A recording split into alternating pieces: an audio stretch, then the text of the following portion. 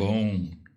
Não sei a semana de vocês como foi, a minha foi puxada.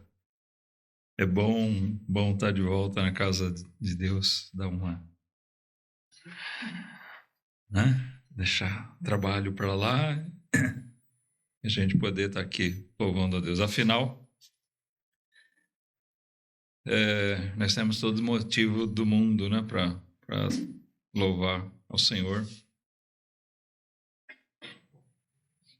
Esse hino que nós acabamos de cantar aqui na última estrofe diz: por essa grande salvação que nós temos, né, de graça, todo crente é digna de celebração, agora e eternamente.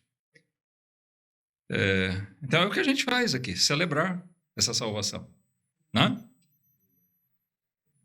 E também a segunda estrofe fala muito do nosso estudo de hoje. A gente vai entrar no capítulo 10 de Hebreus hoje. Não, já podem abrir lá, mas olha, a segunda estrofe fala: o cálice cheio de amargor Jesus tem esgotado, ele esgotou, né? O cálice que ele experimentou, o cálice da morte, o que ele provou, a fim de dar ao pecador perdão do seu pecado. Nós temos visto aqui a grandeza de Cristo. O livro de Hebreus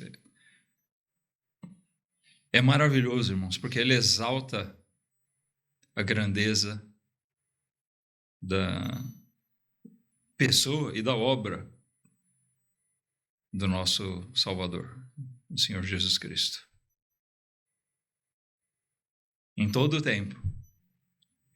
Ao passo que, como ele se dirige particularmente aos hebreus aqui, ao passo que os hebreus tinham uma espécie de, vamos dizer assim, uma idolatria, por exemplo, com Moisés, com a lei.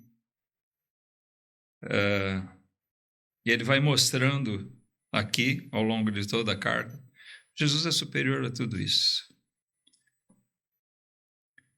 Moisés, na verdade, foi usado por Deus para instituir um culto nacional para a nação de Israel. Mas, na verdade, aquilo que Deus fez por meio de Moisés foi para mostrar para eles a pessoa do Redentor. Todo o tempo. E ele está mostrando isso aqui. A lei exalta Cristo. Quando nós somos confrontados com a lei e vemos a nossa imperfeição, e nós vemos, não tem remédio por mim, não tem salvação pela lei. Mas existe salvação, existe redenção, porque existe uma coisa chamada graça, que é manifestada por Deus na pessoa de Jesus. E isso estava pregado desde lá do Éden, e o homem não enxergava. E Deus revelou isso de uma maneira muito especial para Israel, através da lei. Porque todo dia eles eram chamados a se lembrar disso. Todo dia tinha sacrifício, todo dia tinha sangue inocente derramado naquele tabernáculo. Para lembrar eles todo dia dos seus pecados e para lembrar eles todo dia da graça e da misericórdia de Deus. E a gente é ensinado a isso. Então, para alguém, talvez, esse livro possa parecer maçante, porque ele fica falando basicamente da mesma coisa, e principalmente nos últimos capítulos aqui, ele mostrando: Jesus é maior que esses sacerdotes, Jesus é maior do que aquilo que era feito, Jesus é maior do que os anjos, Jesus é maior do que a lei, Jesus é maior do que Moisés, Jesus é maior do que os profetas. Mas não para o salvo. Essas verdades para nós não só reforçam a nossa fé, mas fazem com que a gente se veja ainda mais fortalecido naquele propósito que esse hino fala, de agradecer cada dia pelo que Deus faz. Né? Naquilo que Ele faz, especialmente naquilo que Ele fez na nossa vida. Então, aqui no capítulo 10 de Hebreus, ele fala ainda dessa questão, e como eu disse, aqui ele vai migrando para uma parte mais prática, conclusiva do livro, seguindo aquela didática de apresentar uma doutrina, apresentar uma verdade ou um conjunto de verdades e, a partir dessas verdades, trazer para nós uma consequência, uma atitude prática. O que isso quer dizer para nós? O que isso representa para nós? Tá, irmãos? Sempre que a gente estuda a Bíblia, a gente vai se deparar com essa forma de ensino. E sempre a gente tem que estar atento. Muita gente estuda doutrina para quê? Simplesmente para dizer que sabe. Olha, então aí entram aqueles embates, né? Mas e a prática? Toda doutrina tem verdades consequentes a ela. Amém? Entenderam bem isso? Toda vez que você estudar alguma doutrina, pensa nisso. O que isso representa para nós?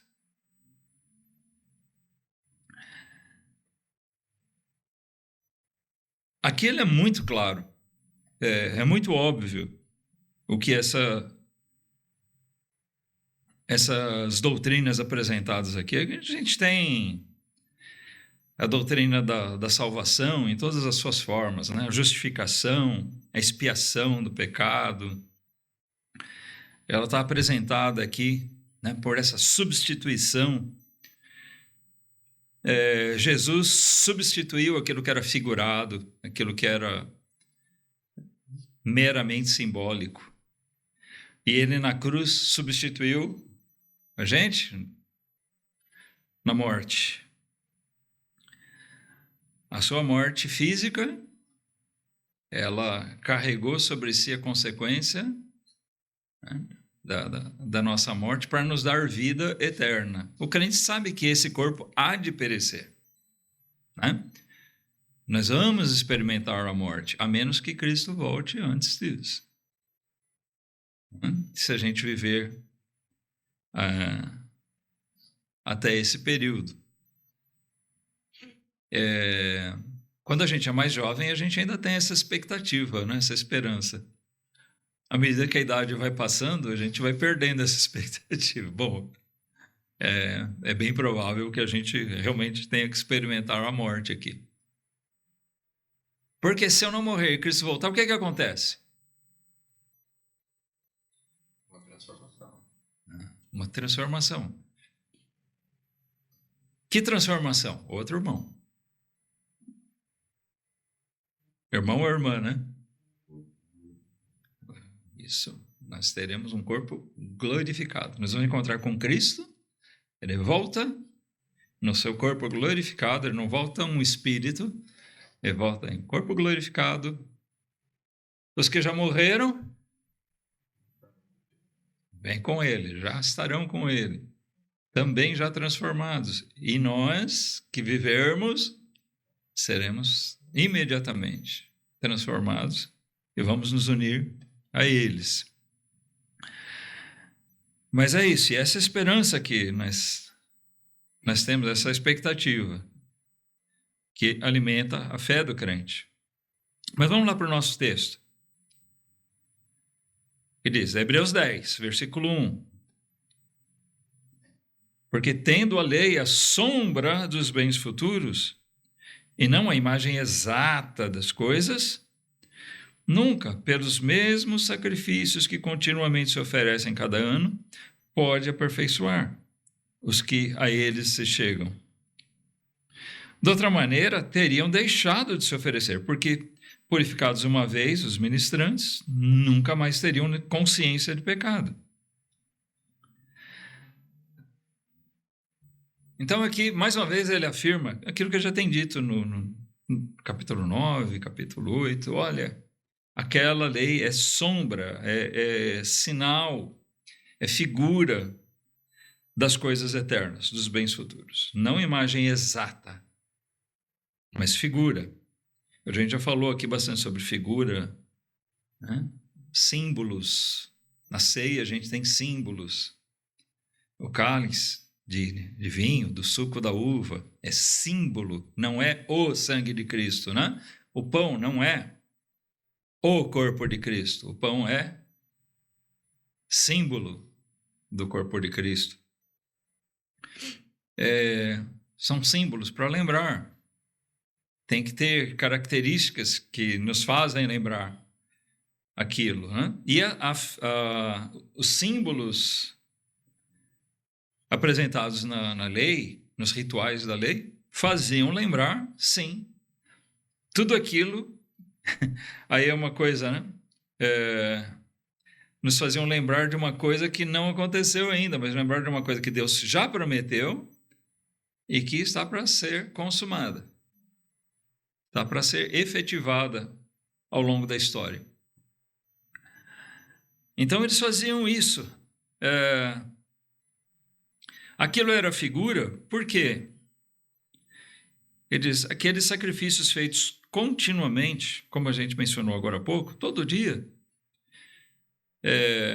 E ele se refere aqui particularmente àquele onde o sumo sacerdote entrava lá no Santo dos Santos, onde se oferece cada ano, mas na verdade era dia após dia, ano após ano, eram feitos aqueles sacrifícios todos.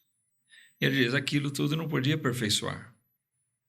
Não aperfeiçoava nem o sacerdote, nem o povo.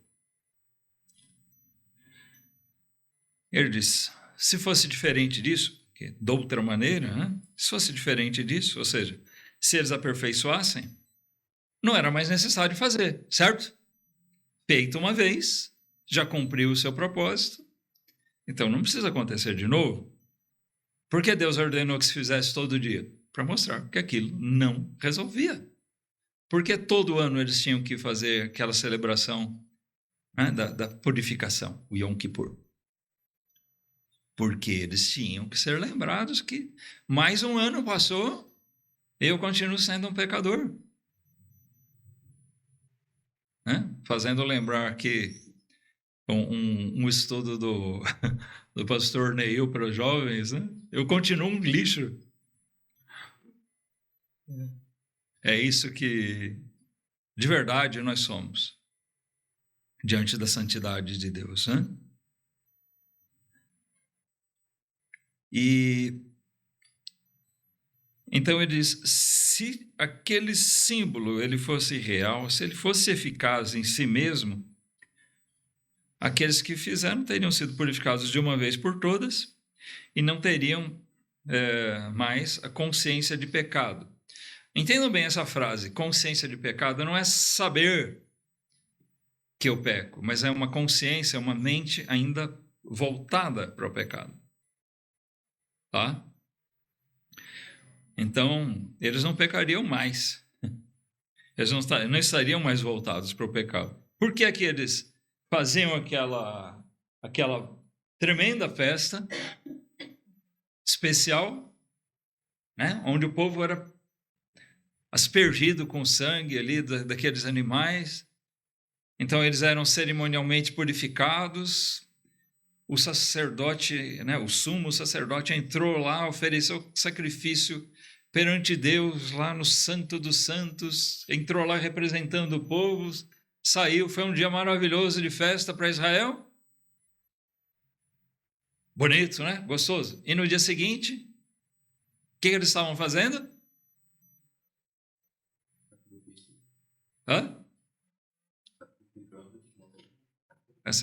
Sacrificando de novo, por quê? Porque tinha mais pecado. Sim, estavam sacrificando de novo. Mas eles estavam pecando de novo. Toda aquela festa do dia anterior não resultou em que não tivesse mais pecado. Eles continuavam com a consciência do pecado, com a sua mente contaminada, impregnada do pecado. Seguindo aqui no versículo 3, ele diz: nesses sacrifícios, porém, cada ano se faz comemoração dos pecados. Comemoração.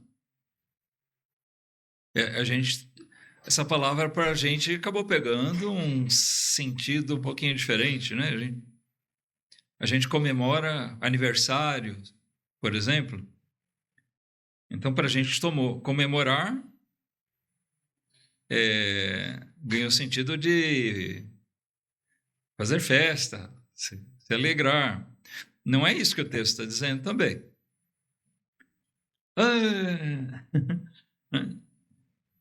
Nós pecamos. Hoje eu cometi mais 20 pecados. E você? Eu só 10. A gente não se alegra nos pecados. Não é isso. Comemorar quer dizer o quê? Relembrar, trazer à memória. Então, esses sacrifícios estavam sempre lembrando. Era para isso. Para lembrar eles dos seus pecados. Então, talvez seja por isso, irmãos, que o crente, ele não se cansa de ouvir sobre a salvação. Você já parou para pensar que, basicamente, tudo aquilo que a gente ouve cada domingo aqui, cada quarta-feira que a gente se reúne, e se a gente se reunisse mais dias, seria a mesma coisa? Basicamente é a mesma coisa? Já parou para pensar nisso?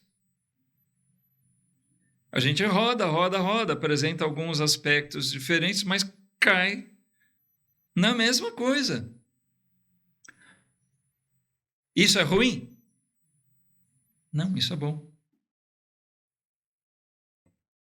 Ruim é quando uma igreja existe e ela já fala de outros assuntos e acaba deixando de lado esse fato importante. Deus estabeleceu isso no culto para eles porque era importante para o povo de relembrar da sua condição de pecado. E, irmãos, o culto da igreja tem também essa importância, apesar que não é só na igreja que a gente vai fazer isso. Tá? Quando eu me ponho diante da palavra de Deus para ler de manhã, à noite, sei lá que horário você pega para ler a Bíblia, você se põe diante da santidade de Deus, da perfeição da palavra dele. Isso deve fazer você se lembrar do seu pecado. Quando você ora, especialmente quando você presta culto, adoração a Deus, nós não podemos nos apresentar diante de Deus sem lembrar disso. Eu estou falando com o Deus Criador, santo, santo, santo, perfeito, eterno. Eu, uma reles criatura, pecador que não tem fim, fraco,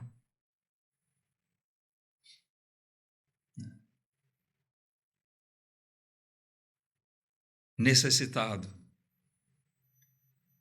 e grato porque eu sou favorecido pela misericórdia desse Deus tão grande. Então, nós também, eu quero chamar a atenção para isso, que no nosso culto, irmãos, a Deus, nós devemos ser chamados a comemorar nossos pecados, a relembrar deles sempre.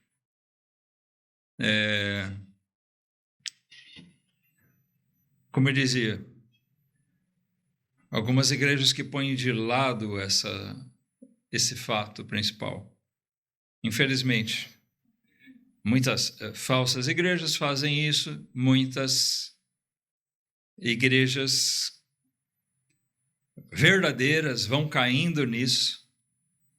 Elas são tentadas a apresentar um tipo de culto mais chamativo às pessoas para né, com a intenção, às vezes até, vamos dizer assim, uma intenção boa, mas uma prática ruim. A ideia é de atrair as pessoas para ouvir. Ok, mas ouvir o quê? Aí elas vão ouvir o que elas querem ouvir? Aí eu pergunto para vocês, as pessoas, o pecador, ele quer ser confrontado com o pecado dele? Hã? Não, de jeito nenhum. Não é isso que ele quer ouvir. Ele quer ouvir que você vai ser abençoado, você vai ser próspero, você vai ser curado, né? Ele quer ouvir que ele está num lugar onde todo mundo é legal, a sua família vai ser melhor.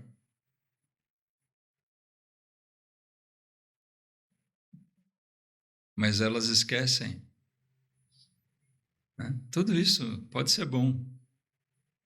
Se Deus abençoar a gente com saúde, com prosperidade, pode ser bom. Deus abençoar nossos lares. Mas nada disso foge da palavra de Deus, e a nossa dificuldade com tudo isso reside no nosso pecado. Isso não pode ser esquecido, mas muitas vezes essa questão é ofuscada. Então, eles eram chamados no culto a serem relembrados disso, comemorar seus pecados, relembrar seus pecados. Da mesma maneira, nós não podemos esquecer que Deus tem esse propósito para nós também, tá? Então, fechando esse parênteses aqui que eu trouxe para nós, ele segue dizendo que diante daquele culto, versículo 4, porque é impossível que o sangue dos touros e dos bodes tire os pecados. Por isso, entrando no mundo, diz: sacrifício e oferta não quiseste, mas corpo me preparaste. Ele faz menção aqui a um salmo, Salmo 40. Essas palavras são de Davi. E é estranho que... De quem ele está falando aqui? De Cristo. Mas ele menciona o nome, Jesus? Cristo? Não. Ele simplesmente já demonstra aquilo que ele falou lá no versículo 28, o último versículo, né? Que ele continua falando do mesmo assunto, da mesma questão. Tá? No versículo 28 do capítulo 9, ele diz: assim também Cristo ofereceu-se uma vez para levar os pecados de muitos. Então, é claro que ele está falando aqui de Jesus. Ele usa daquilo que Davi falou, tomando isso como uma fala profética,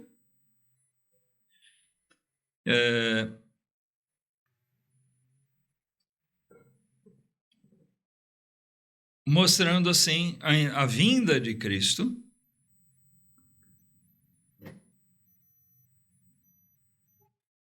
dizendo que Jesus entrou no mundo, né? Ele veio ao mundo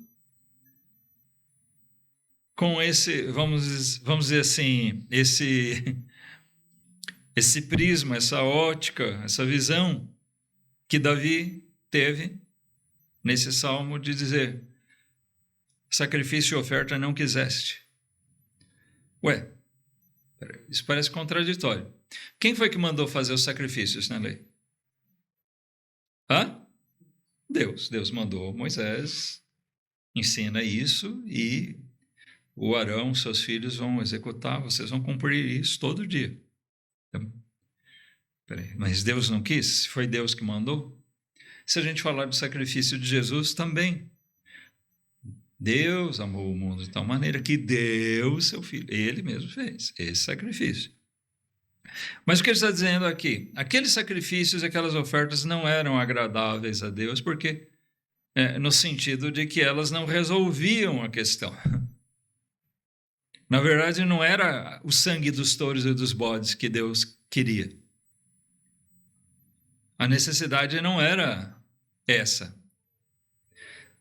O sangue dos touros, dos bodes, dos cordeiros, dos novilhos, né, não aplacavam a ira de Deus.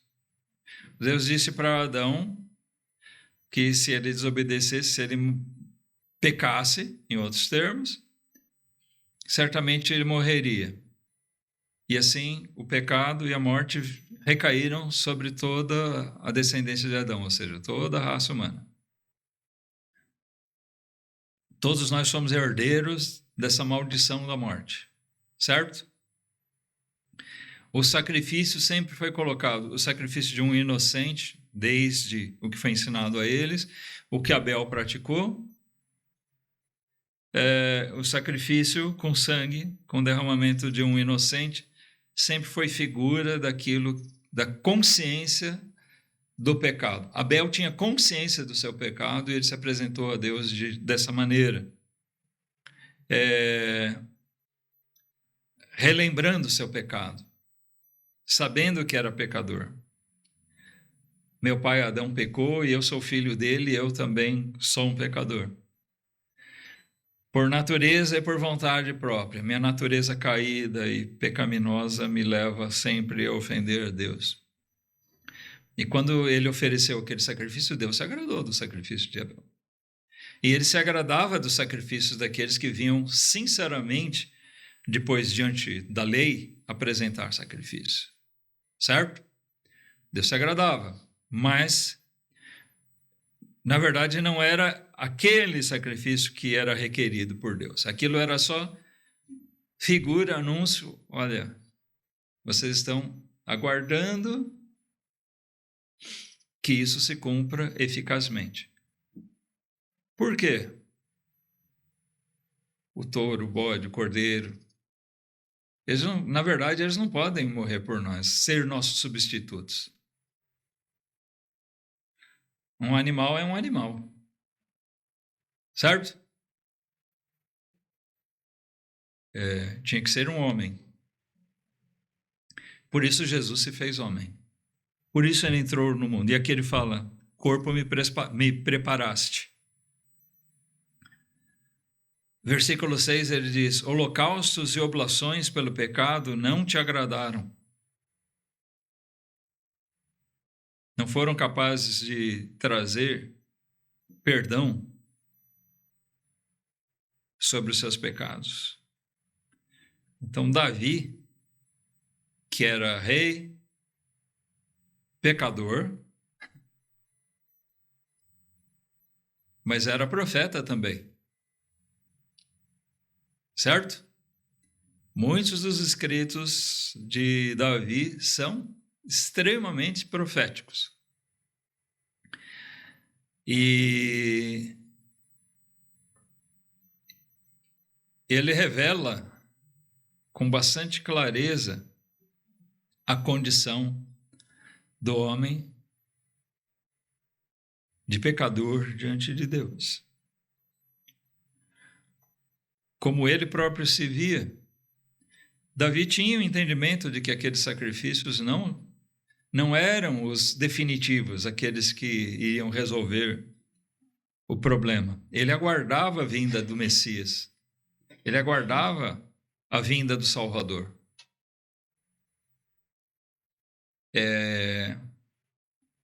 Davi não esperava o Messias para ser o livrador, o libertador deles.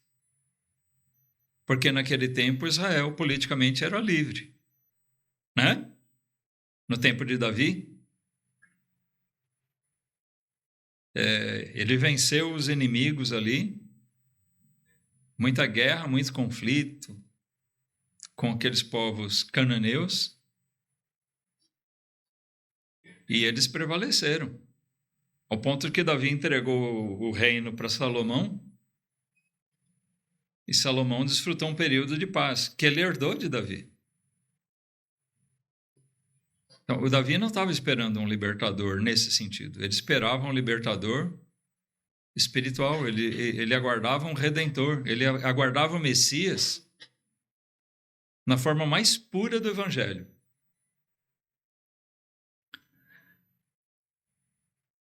O grande problema de Israel é que muitos não entendiam isso ou não queriam entender isso. Eles queriam interpretar ao seu próprio modo.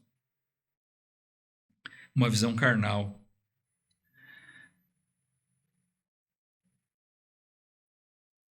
No versículo 7 diz: então disse, eis aqui venho. No princípio do livro está escrito de mim. Lá em Salmos diz, no rolo, né? Porque quando fala aqui livro, está se referindo ainda àqueles pergaminhos. Está escrito de mim, eis aqui venho para fazer, ó Deus, a tua vontade. Eu vim para fazer a tua vontade. Então, aqui fica claro, a vontade de Deus não era propriamente o derramamento do sangue dos animais. Aquilo ali era uma ordem provisória para eles lembrarem dos seus pecados e lembrarem que eles deveriam esperar, aguardar pelo Redentor. Então, por isso, Jesus se manifesta, né, aqui profeticamente pela boca de Davi, dizendo, eis que eu venho para fazer sim a vontade de Deus. Quando Jesus veio, ele veio para fazer a vontade do Pai. Amém? Cumprir aquilo que era pregado desde o início, desde lá do Éden, desde a queda do homem, que era anunciado para nós. Era aquilo que eles deviam aguardar. Não sabemos exatamente quanto tempo passou, né? Alguns falam em coisa de 3.000, outros 4.000 anos, outros até 5, 6 anos, 6.000 anos. Desde o Éden até o tempo de Jesus. Mas isso veio. E agora nós estamos do outro lado dessa divisão. 2.000 anos se passaram.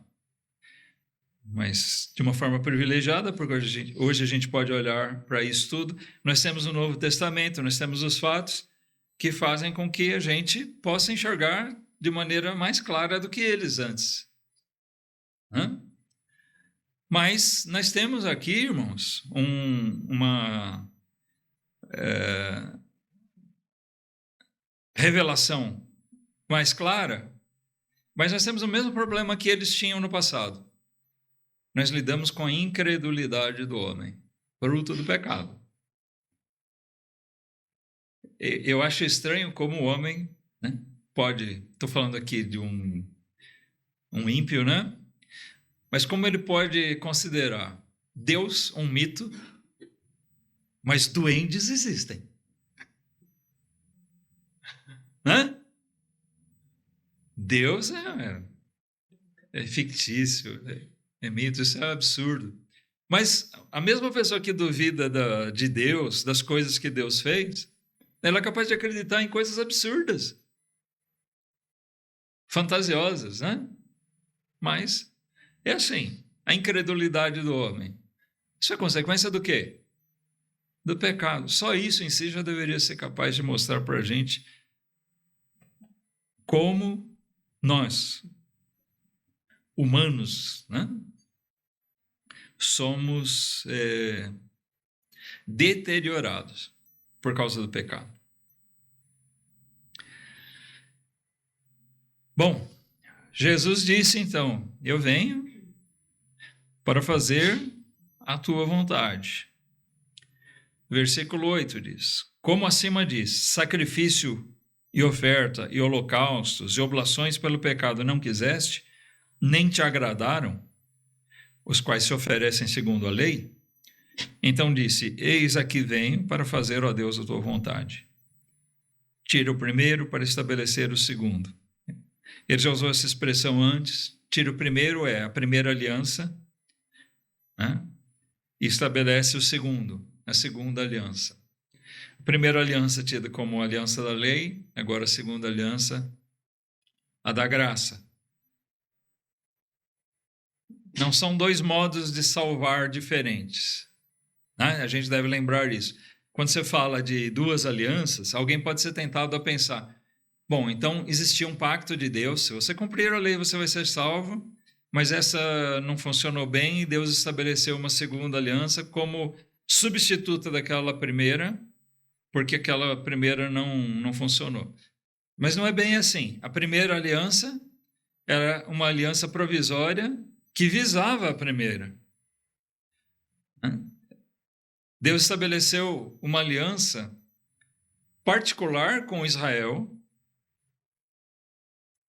onde era estabelecida a lei, só com Israel.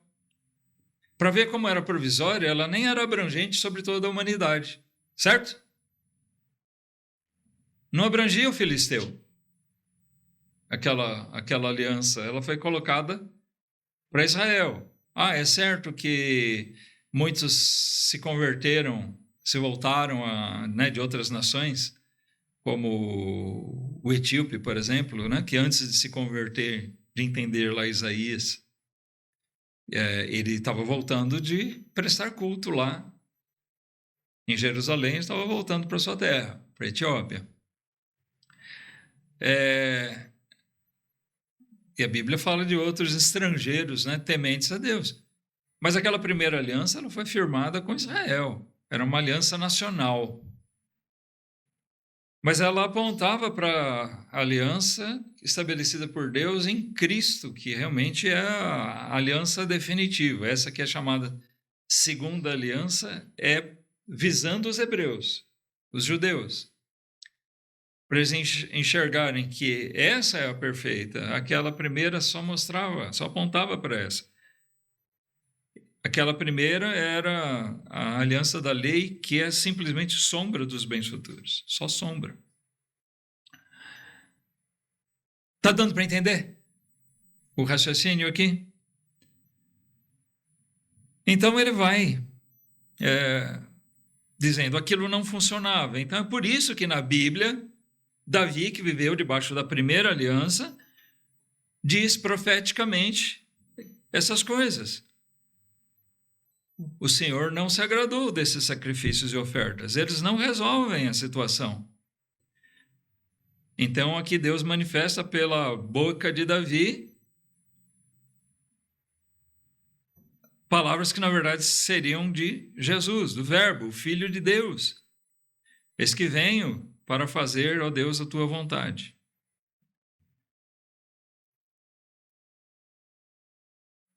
Tira o primeiro para estabelecer o segundo. Aí nós entramos no versículo 10. Ele diz, na qual vontade, ou seja, nessa vontade de Deus, temos sido santificados pela oblação do corpo de Jesus Cristo, feita uma vez.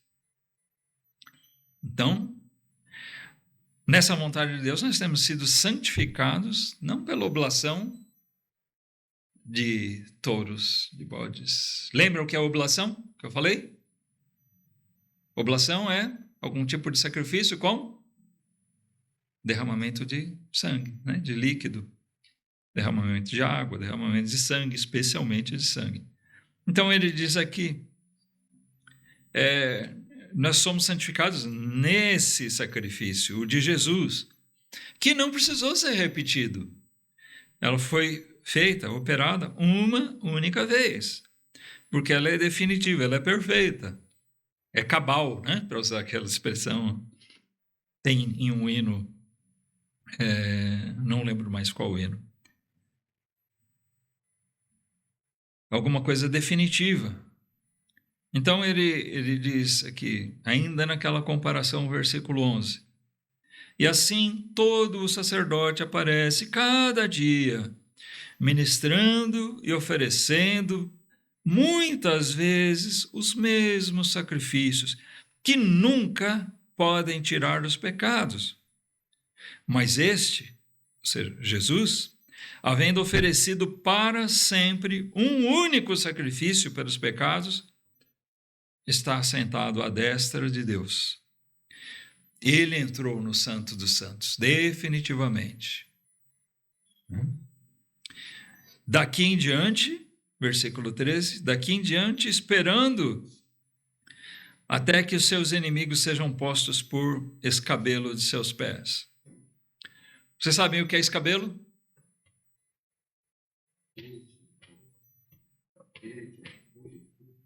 É onde é colocado os pés, né? Num trono, geralmente, né, tem o assento, a poltrona, né, que é o trono, e abaixo, na parte de baixo, muitas vezes tinha um tipo de um estrado, né, um patamar ali, onde o rei coloca seus pés. Então, estar ali, as pessoas se chegavam, né, às vezes, a um rei para prestar honra, próximo né, abaixo do escabelo dos pés dele. Então, isso demonstra submissão, sujeição, humilhação. E Jesus está lá sentado à destra de Deus, à destra do Pai, esperando o dia, ou seja, o desenrolar da história, até que todos os seus inimigos sejam postos por humilhação sob seus pés. Né? Porque, diz o versículo 14, com uma só oblação, uma única vez derramando seu sangue, aperfeiçoou para sempre os que são santificados. Aqui, irmãos, uma referência aos crentes, né? Aqueles que são santificados são aqueles que creem, que recebem esse sacrifício de Jesus pela fé. Nós sabemos que o que Jesus fez é perfeito, é definitivo. Olha o perigo das doutrinas que nós encontramos, né, imperando no mundo religioso cristão, irmãos. A doutrina da perda da salvação. Se você deixar a nossa igreja, você perde a salvação. Se você cometer esse ou aquele tipo de pecados, você perde a salvação. Tem algumas igrejas que pregam assim, por exemplo. Apesar de que, infelizmente, tem mais adúlteros, né, que volta e meia aparecem, mas muitas dessas igrejas, nesse meio, estou falando, mas muitas dessas igrejas pregam que adultério é um pecado imperdoável. Eu não estou encorajando o adultério, é um pecado abominável. Certo? Mas até o pior dos pecados, a Bíblia não fala que qualquer desses pecados não tenha perdão, mediante arrependimento. Porque pela doutrina dessas igrejas, por exemplo, se Davi fosse membro dessa igreja, de uma igreja dessa, Davi estaria ardendo no inferno, né? Condenado. Davi conseguiu ser um grande servo de Deus, usado por Deus e de todas, né, de várias maneiras, vamos dizer assim, para escrever, para reinar sobre o seu povo, para governar sobre o seu povo.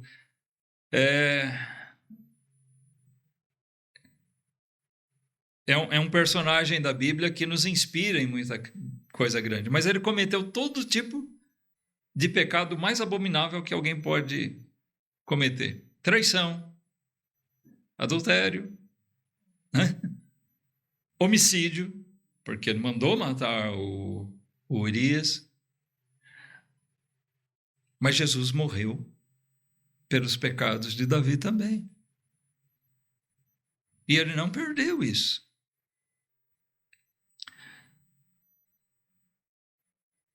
Essas doutrinas dos homens, que você por isso ou por aquilo pode perder a salvação, nós estamos falando de um crente verdadeiro em Cristo. Aquele crente que sente seus pecados, que chora por seus pecados, que se volta para fazer a vontade de Deus, mesmo quando ele tropeça e cai. Ele sabe, esse crente sabe, que Jesus fez uma oblação que o aperfeiçoou para sempre. Por mais que nessa carne nós ainda permaneçamos pecadores, nós somos santificados em Cristo de uma vez por todas.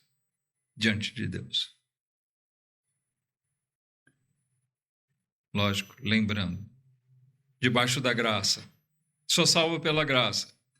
Que faremos, pois? Continuaremos no pecado? Porque a graça abunde? Claro que não. Lembrando sempre disso. Nós somos chamados à santificação. Diante de Deus, nós somos santificados em Cristo. Mas é claro que nós temos que buscar a santificação diária. Versículo 15, irmãos. E também o Espírito Santo nos testifica. Porque depois de haver dito, esta é a aliança que farei com eles, depois daqueles dias, diz o Senhor, porei as minhas leis em seus corações, e as escreverei em seus entendimentos. E acrescenta, e jamais me lembrarei de seus pecados e de suas iniquidades. Então, olha, o Espírito Santo testifica conosco a respeito disso, através da própria palavra de Deus. Deus disse isso e ele cumpre o que diz. Amém? Então ele fez uma promessa. Eu vou pôr as minhas leis em seus corações. Não vai estar mais escrito simplesmente em tábuas de pedra, mas eu vou colocar isso no coração deles. Isso é uma conversão. A gente sabe que profeticamente isso está reservado no final, o remanescente de Israel, né? É uma promessa que Deus fez para eles. Deus vai converter a nação de Israel. E a gente viu isso aqui, acho que no capítulo... Não, uns capítulos atrás aqui. Mas essa é uma promessa que fica aberta, né? Todo aquele que crê, ele experimenta isso aqui. Deus, na verdade, colocou nele a lei, a sua lei, nos corações. Isso faz com que a nossa vontade passe a ser dirigida, voltada para fazer a vontade de Deus. Você quer saber se você é crente de verdade, se você é convertido? Qual é a sua vontade? Faça essa pergunta para você mesmo e responda. Você de verdade tem a vontade de fazer a vontade de Deus? Você é voltado para isso?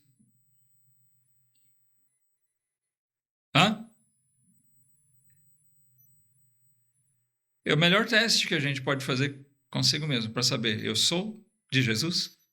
Eu sou salvo? Eu vou para o céu? Se essa é a minha vontade aqui, agora, fazer a vontade de Deus, é porque a lei dele está escrita no meu coração. Amém? E ele diz, complementando as promessas de Deus, uma vez que ele promete colocar sua lei nos corações, escrever nos seus entendimentos, ele acrescenta a isso. Jamais me lembrarei de seus pecados e de suas iniquidades. Perdão perfeito que nós temos em Cristo. Amém? Perdão definitivo. O crente que é crente de verdade em Cristo, ele confia em Cristo, ele não perde sua salvação. Não vai perder sua salvação por nada, porque ela é assegurada por Cristo. Agora, isso não quer dizer que eu posso viver, né? Eu vou viver no mundo, pecando. Eu estou salvo, como tem gente sem vergonha, né? Que usa só parte da Bíblia. Mas peraí, e a primeira parte? A lei do Senhor está escrita no seu coração? Ele diz, eu sou crente, eu sou salvo. Eu sei que eu estou em pecado, estou fazendo isso, aquilo que não agrada a Deus, mas eu sou salvo. Peraí, e onde é que está aquela primeira parte, amigão? Se a lei de Deus está escrita no seu entendimento, você quer fazer ela, porque ela está escrita no seu coração. O fato de Deus não se lembrar nunca mais dos nossos pecados, das nossas iniquidades, está atrelado, está ligado ao fato de que Ele colocou também em nós a vontade, para nós nos voltarmos para a vontade de Deus sempre. Essas duas coisas andam juntas e essas duas coisas são operadas, sabe por quem? Por Jesus. Então ele é muito definitivo de que o sacrifício feito por Jesus não é como aquele imperfeito, simbólico. Aqui sim nós encontramos o verdadeiro sacrifício que nos lava dos nossos pecados, que nos traz redenção eterna. E ele desfecha esse trecho da carta dizendo aqui no versículo 18: Ora, onde há remissão destes, se referindo aos pecados, né? Onde há remissão destes pecados, não há mais oblação pelo pecado. Por quê? Não precisa mais. Já foi feito. E o que Deus faz é perfeito. O que Jesus fez é perfeito. Amém?